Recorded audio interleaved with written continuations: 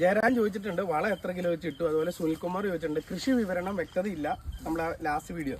കാണുന്നവർക്ക് കൃഷി ചെയ്യാൻ താല്പര്യമുള്ളവർക്ക് തുടക്കം മുതൽ എത്ര ആഴത്തിൽ കുഴി, എങ്ങനെ പൈപ്പ്, എത്ര അടി താഴ്ച ഇതൊക്കെ അറിയണം. അതുപോലെ വളപ്രയോഗം കാര്യങ്ങളൊക്കെ ഇട്ടാലാണല്ലോ ഇതാവുള്ളൂ. അപ്പോൾ നമ്മൾ ഈ പൈപ്പിന്റെ കാര്യങ്ങളും ഒക്കെ ഓൾറെഡി പറഞ്ഞു.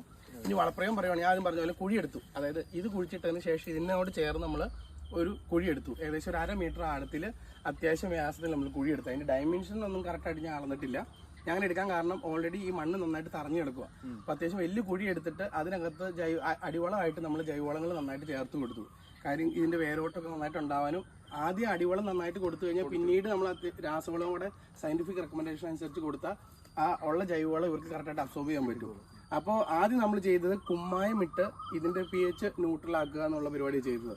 അപ്പോൾ നിങ്ങൾ അതിൽ ആദ്യം ചെയ്യേണ്ടത് ഈ കുരുമുളകെന്നല്ല ഏതൊരു കാർഷിക വളം കൃഷി ചെയ്യുന്നതിന് മുമ്പ് നമ്മൾ കുമ്മായം അല്ലെങ്കിൽ നീറ്റാക്കി ഇട്ട് മണ്ണിന്റെ ആ ഒരു ക്ലൈമറ്റ് നോർമലാക്കണം, pH നോർമലാക്കണം, അല്ലെങ്കിൽ അമ്ലത്വം നമ്മൾ ഒഴിവാക്കണം. നമുക്കറിയാം പണ്ട് കാലങ്ങളിലൊക്കെ കുമ്മായം അല്ലെങ്കിൽ നീറ്റാക്കി ഇടാതെ ആരും ഒരു കൃഷിയും ചെയ്യില്ലായിരുന്നു. ഇന്ന് ആർക്കും അറിയില്ലാത്തൊരു കാര്യം. ഞാൻ അതിലേക്ക് കൂടുതൽ പോകുന്നില്ല. കുമ്മായത്തിന്റെ ഇമ്പോർട്ടൻസുമായിട്ട് ബന്ധപ്പെട്ടൊക്കെ നമ്മൾ ഇഷ്ടംപോലെ വീഡിയോസ് നമ്മൾ ചെയ്ത ചാനലുണ്ട്. അപ്പോൾ അടുത്തൊരു കാര്യം, കുമ്മായം ഇട്ട് ഇത് pH നോർമൽ ആക്കിയതിന് ശേഷം നമ്മൾ പിന്നീട് അടിവളമായിട്ട് കൊടുത്തിരിക്കുന്നത് ഒന്ന് റോക്ക് ഫോസ്ഫേറ്റ്, അതായത് രാജ്ഫോസ് അല്ലെങ്കിൽ റോക്ക് ഫോസ്ഫേറ്റ്, ഇതിലേതെങ്കിലും നമുക്ക് അടിവളമായിട്ട് കൊടുക്കാം.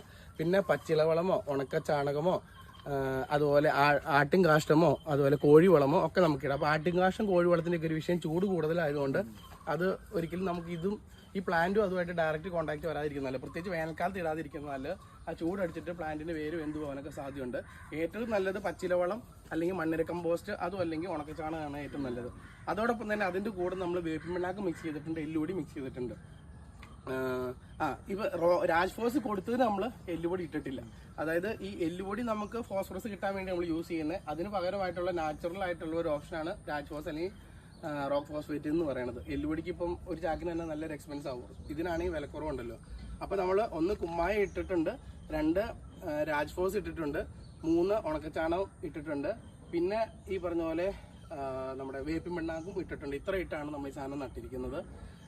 അതിനുശേഷം വളർച്ചയുടെ ഓരോ ഘട്ടത്തിലും നമ്മൾ ഓരോ വർഷവും നമ്മൾ പച്ചിലവളങ്ങൾ അല്ലെങ്കിൽ ഉണക്കച്ചാണകവും ചേർത്ത് കൊടുക്കേണ്ട ആവശ്യമുണ്ട്. അതുകൂടാതെ സയന്റിഫിക് റെക്കമെൻഡേഷൻ അനുസരിച്ച് രാസവളങ്ങളും നമ്മൾ ആഡ് ചെയ്ത് കൊടുക്കേണ്ടതുണ്ട്.